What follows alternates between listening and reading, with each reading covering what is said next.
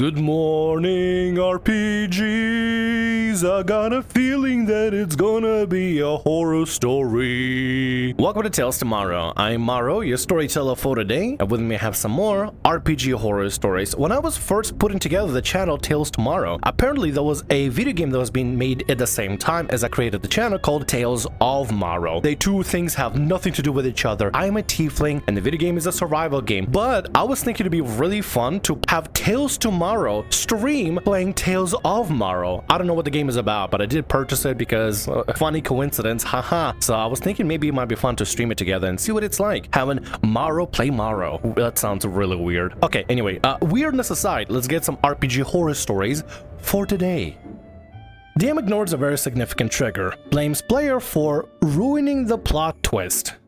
Edit. Some people were asking if this was a miscommunication issue, so I'm here to clarify. I made sure this DM knew how severe this was. Clarified this trigger includes corpse of children in the process of dying, on and off screen death, heavy implications like things like teddy bears or other kids' toys splattered with blood, miscarriages, etc, etc. I went out of my way to make sure I outlined what was not okay. I hope this clears things up. Final edit. Wow, some of y'all are really dead set on making me feel stupid for, looks of writing on hand, being uncomfortable with dead children. I have to wonder what it is to make you so upset over the fact that I have an uncomfortable medical condition. You guys are freaks. I'm no longer going to waste my time debating with you goofy asses who are completely ignorant about how medical conditions work. If you have something crappy to say, go somewhere else. I'm blocking weirdos on site. This post is several days old. Go find someone else to bother. We only 2 paragraphs into the story and there's already so much background lore happening. Who in their right mind is getting upset at this OP? Because they have a thing against not wanting to see children mutilation or miscarriages or any child harm. If that's your thing that you're not comfortable with having in your TTRPGs, and you told your DM that this is like one of your things you'd rather not deal with in a TTRPG, a thing you're playing for fun, what? Is that really something worth hounding the OP about? Like, some games can have it and stuff, but like if the OP talk to the DM and they decide not to have a specific theme or topic in their TTRPG, and DM and everybody else at the table is fine with it, I don't think it's anybody else's place to tell what they should or shouldn't have in their games, or about people's like do's and don'ts. It just feels really weird. Anyway, now that we get out of the edits, we can actually get to the actual story. And just for clarification for last time, I did not force anyone to accommodate me. I didn't hold a gun to anyone's head. I told the DM in session 0 about my condition, and he said he was fine with accommodating. If he wasn't willing to, all he had to do was say so, and I would have politely declined to join the game and would have gone elsewhere. The issue is they agreeing to accommodate and then deciding without any warning that he was no longer going to do that. If I had any kind of warning or had been told anything beforehand, the story would not be here. The blatant breach of an agreement and breaking trust is the issue. Most of you have been super sweet and supportive, and I appreciate you very much. Thank you for the kind words. As for the ones who are dead set on showing that they have no idea how trauma works, which is an actual physical change to how brain works, kiss my ass, thanks all. Never mind, there's a lot more to the edit here. Now we can get to the actual story. God, it seems like there's a lot more drama happening behind the scenes than actual story now. Let's get to the story. It's posted in a paste bin, which is a little bit strange, so I'm gonna copy it and paste it in different formats so it's just easy to read and screenshot for videos. Hi, first time posting here. I'll get right into it. This happened at some point last year, I think.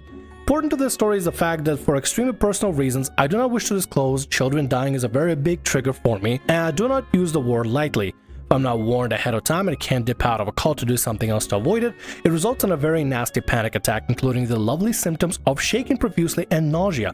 Fun!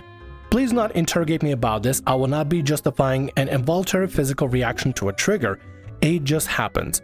This DM was already a little grating to begin with, as he had a very overtly and uncomfortable horny NPC that just wouldn't stop trying to get into another player's pants, and also an NPC who was basically the Disney comedy relief talking animal. I had been planning to step away from the game as I wasn't having fun, but I intended to stick out for the rest of the arc we were playing so as not to make the DM have to juggle disappearing characters mid-arc. This arc revolved around my ex's character, who was a sailor with a large family, including a notable child.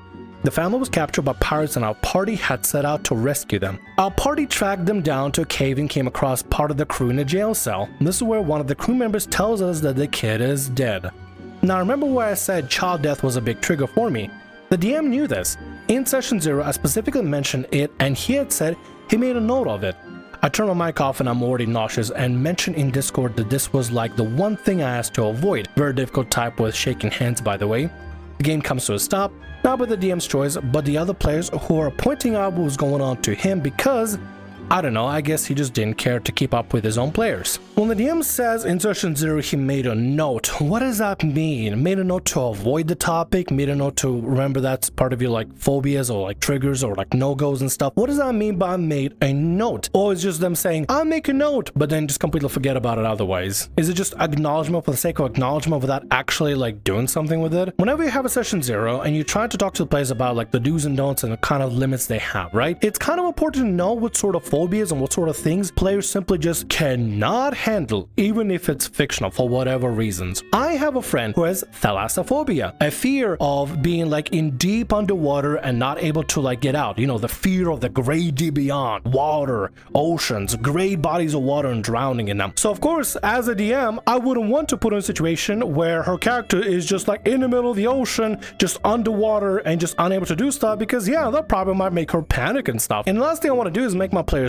panic out of just sheer phobias. I also have a friend that's not really good with mutilation and dismemberment and body horror and stuff. So of course I'm not gonna try to traumatize her with that. Like some people just have do's and don'ts, and some people that might be like, as hard as stone, I can handle everything, while others may have traumas or may have phobias that are difficult to control. That's what phobias are called. Phobias are irrational fear stuff. Phobias and traumas, they suck. Like if you're gonna have this sort of themes, at least let the players know these are the themes I'm gonna have in my games. Let people know ahead of time so they know, okay, that's not the game for me, I won't be joining it. I step away to go freak out. As I come back, I find the DM has tried to call me. I finally answer and mute while he tells me he didn't think it would be that bad and figured it would be fine.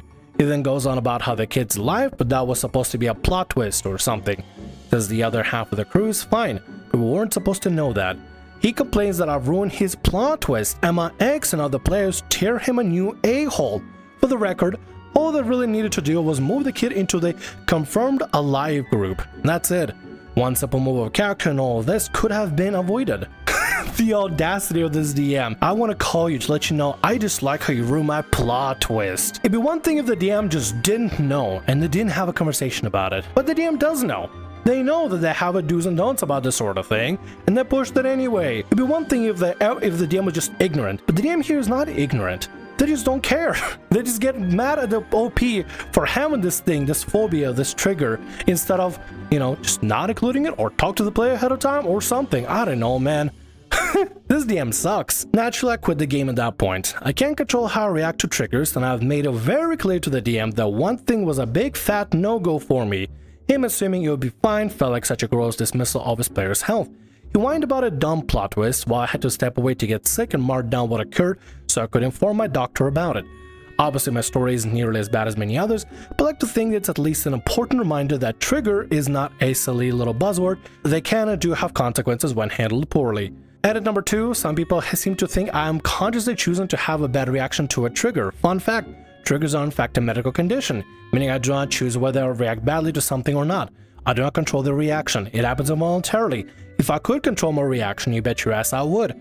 I'll be able to engage with so much more media and get into so much more stuff, but unfortunately I'm not, in fact, in control of the involuntary physical reactions. Think some of you need to get your heads out of your ass and do some research on the real physical medical effect trauma has on the body. If you're into science and biology, it's actually an extremely fascinating topic and would highly recommend it. I'll link some articles below if you're interested. Regardless of triggers, phobias, or anything like, at the end of the day, like, just be respectful of people at your table. If they let you know ahead of time that, hey, I have a thing that I'm not really good with, just not really comfortable with, and just doesn't really go well for me, there's one particular thing, whether it be thalassophobia or other more monka stuff that I can't mention on YouTube, otherwise my channel is probably gonna get struck down. I feel like I said a lot of monka stuff already. They're probably gonna trigger and flag the YouTube bot that's gonna demonetize the video. But you know what? I'm taking a bullet for y'all. Not much of a bullet, really. More just a slap on the wrist. How dare you talk about material in RPG horror story content? Bad, Morrow, bad. Anyway, if your player has a specific thing they're not good with, a specific theme or topic that's a little bit more macabre, a little more grim, a little bit harder to handle for emotional, mental sake, maybe have a conversation with your player and figure out whether they can be accommodated, or whether it's going to be too much of a theme in the game that probably best for that player not join and participate in a specific game. Communicating with your player from player to DM and finding an understanding, common ground, the do's, the don'ts, and how to make things work without pushing pushing the boundaries, I'm pushing the fine line to make it uncomfortable for that specific player or everybody at the table. We're all here to have fun. But you know what's not fun? Dealing with something that makes you freak the hell out. Now, if I had something like that, yeah, I probably wouldn't feel comfortable about it. I probably wouldn't feel good about it. But if I had some sort of involuntary reaction to stuff, just not good. It's not fun for anybody. It just makes more of a mess. But blaming somebody, getting mad at someone for ruining the plot twist because they had an involuntary reaction is just, it sucks. It's horrible. It's terrible. Anyway, be kind to each other, communicate with each other, and just talk things out and find common ground and common understanding on how to proceed together forward. If you can't do that because things are going to be too much, at least let the player know, hey, I don't think this is a game for you. Control Freak doesn't like how I DM, ruins his own campaign, railroads players. The setup. So I'm a forever DM, haven't played on and off since high school, mainly 5e with some Pathfinder. Couple of years back, I ran a campaign for a group of university friends and my partner. Expectation was just to run a simple few quests with a generic BBG threatening a kingdom. Nothing complex because 3 of my players had never played before, but had an interest after watching streamers on Twitch and etc. We decided to meet up twice a week and play IRL with an agreement that players could play over Discord if they couldn't make it over for a session. My initial plan was to run the campaign from level 3 to 8, and then see what the party wanted to do next. If they wanted to continue, I'd take a month or so of downtime and write some more material. I set the kingdom in question in a world I built for a previous game. Started by running individual 0 sessions and working around uni classes, developing my players from level 1 to 3 and seeing how they would RP and handle combat before bringing them all together for session 1 in the generic tavern meetup. At this point I was fairly convinced that things would go smoothly, as no one had raised any issues with my DMing or displayed any toxicity. The players. Ranger, my partner and first-time player, a generic elven ranger. No complex backstory, but we worked out some details that would help her roleplay a little. She lived at student housing with me and we were hosting the sessions at our place. The druid, my longtime friend who was also in the same uni course as me and first-time player. He crafted a long and detailed backstory that I wove into the narrative and had to convince him to nerf every now and then because several features he wanted were ridiculously OP. This will be important later. The rogue, Druid's girlfriend. She played a lot of games over Discord and during our session 0, she made me confident that having her in a party would be a great help for the new players. The fighter, guy off my uni course that played casually before. Again, during session 0, he was competent and gave me no reason to worry. He was also good friends with the druid and worked at the same crappy fast food joint with him, important for later. Sorcerer, girl off my uni course and first time player.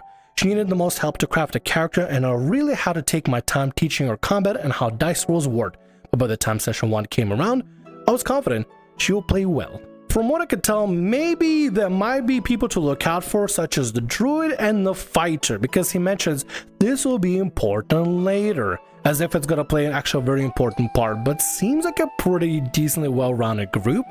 Anyway, let's see how it goes. Sessions 1 through 4. First session, I spent the time setting the stage and introducing NPCs, letting the players introduce to each other. It was a rather chilled out few hours and I got to see how they interact with each other. It was also the first time the ranger had met fighter and sorcerer, so I'm happy and thinking we're in for a good campaign. Session 2 and 3. I used some overheard tavern banter to get the quest rolling and introduce the idea of the kingdom's civilians. Be concerned about a looming threat, a little bit of roleplay and combat, by then end which the party is level 4. The druid fought me on quite a few rulings and role outcomes, usually referring to streamers and games he's seen where things would have happened differently. I'm used to him being argumentative, so I didn't let it bother me and kept things calm. We agreed to have a week off playing to level up and focus on unit work. It should be noted here that I'm fine with people having a drink or two during my games and smoke if that's what they are into, with the explicit proviso that no one gets drunk or too stoned. That crap doesn't fly in my games, and I've stated that before we agreed to play. I'd noticed the sorcerer was a bit inattentive on occasions, and the fighter basically just followed Ranger's lead on every decision. Session 5, and now it all goes to hell. First thing I noticed is that sorcerer, who's already noticeably stoned, arrives first and pulls out a bag of green. So big, I'm surprised she had space in her backpack for anything else. She starts rolling up for herself, lights, and then rolls for a couple more. Big red flag should have been flying above her head at this point, but I ignored this and waited for everyone else to arrive. Druid and Fighter arrived a little late directly from work, and Fighter's also noticeably stoned. This session changed from what should have been the first appearance and reveal of the BBG to a mess of frustration and pointless repetitive backtracking where Druid, Fighter, and Sorcerer were too stoned to play and Druid tried to steer the narrative in his own direction and get the party to agree. Fighter just nodded and grinned along. To abandon the city and go off into the wilds to seek adventure. Not that there was anything out there. I'd written the campaign for the city and outlying farms and forest, and he knew it. He also reintroduced parts of his backstory that we agreed to get rid of during session 0. Usually our session lasted a good 5 to 6 hours, but it wrapped itself up after 3. Saying I was tired and had uni the next morning, which was true. Whoa, things are kind of deteriorating for no reason. For whatever reason, Druid really wants to bring back the backstory that they removed because it was a little bit too busted and overpowered and maybe like gave them a little overreach, and then have players that are just too stoned to even play. Yeah, I would probably call this session early too, because if it's not going anywhere, then that's not going anywhere. I hope after this you maybe had a conversation with them, like maybe through text or something. Maybe convince them like, hey, maybe don't get too stoned, maybe just tone it down a little bit so we can actually have an active game without people just going catatonic at the table. Downtime in session 6. We skipped our second session that week with weak excuses from Fighter and Sorcerer, even though I said it was fine if they wanted to play over Discord, not just run an online session instead.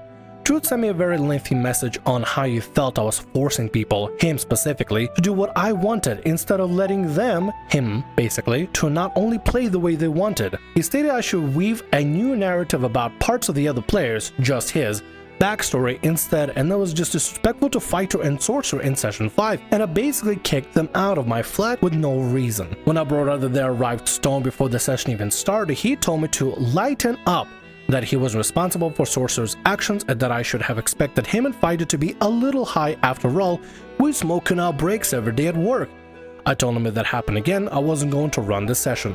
Fighter also sent me a new and improved backstory for his character that basically said he was a very low intelligence comrade of Druid, that he just did whatever Druid said was right. Or to put it another way, he wasn't going to be doing anything other than follow Druid and fight whatever he was told. Read, I'm done playing your game and I'll be on my phone playing Marvel Snap from now on. Woof, there's quite a discrepancy going on here. Not only is Druid kind of upset that their backstory is not the most important part of the thing. I mean, obviously integrating parts of the backstory is important and everything, but for him to basically say, you should integrate all of our backstories, but basically my backstory, into the main story of the campaign, but mainly my story of the campaign, is just kind of weird. Like, it's just a weird tangent. If you want more integration into the story, talk to the DM and figure out a way to be more involved and have more of a story. I'm sure the DM wouldn't mind integrating some parts of your backstory into the main overarching story, and they did say in the beginning when they had the whole lineup that your character's story would be one of the most important parts of it. There are two things happening here. Either the DM is being extremely anti-including people's backstory and they're just missing context, or the Druid wants to be a main character. For the other two players that came in stoned, like if you're coming in just absolutely inebriated to the point where you can't play, what are they supposed to do if you're just not doing anything and participating? It's as if just you weren't even there. Like, obviously the DM is going to be like, yeah, we're gonna just wrap up this session, this is going nowhere. It's fine to have a little bit of libations, a little bit of drink, a little bit of smoke, whatever that gets you to kind of relax a little bit. But if you overdo it to the point where you're just catatonically sitting there at the table doing nothing at all, or just not participating and not being involved, then it's basically as if you're not even there. You can have things to kind of help you loosen up a little bit in moderation, because as long as it doesn't take away from the fact that you're playing a TTRPG with people at the table, then it's fine. Session 6 rolled around next week and it was an absolute train wreck. Druid, Fighter, and Sorcerer had decided amongst themselves, and Rogue, because she was dating Druid, but had otherwise been lovely throughout our previous session, that my campaign wasn't worth continuing, and they were going to spend the next 4 hours making intentionally dumb decisions, playing everything as a joke, and made the characters into parodies to make my day as miserable as possible. In fairness, they didn't smoke or drink too much because they knew I'd kick them out or end early, but it's pretty clear session 7 wasn't going to happen. I later found out that those three had been meeting up regularly without me and getting high together, go figure. If players are just actively not participating in your game and there's just nothing to do about it, I mean, the only thing to really do is ask them, hey, do you guys even want to play? If not, just let me know and we can just cut all losses, because I just don't see a point. Like, if you don't want to participate in a friend's game and you don't want to play with the DM and stuff, then why are you here?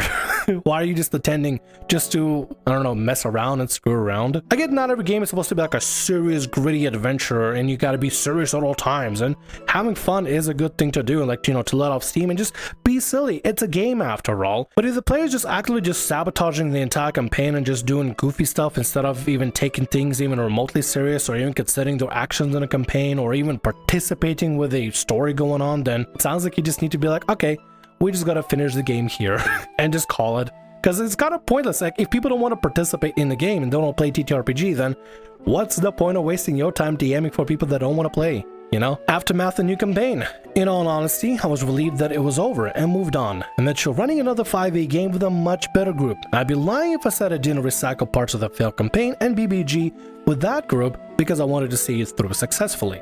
The first campaign drove a wedge between myself and Fighter, and we were crappy with each other for nearly a year before we buried the hatchet over a few drinks and talked it over properly. Boiled it down to him not really knowing how D&D ran and coming in with the expectation of it running the same way as streams like Critical Role and etc. With a lot more acting and long flow narrative from all the players. He cut back a lot since then too on his smoking and drinking and generally cleaned up his act. With his new girlfriend was helping too, and she didn't take any bullcrap behavior from him. He also said that he knew he was taking over too much and struggled letting others take control, which is why he argued with me so much.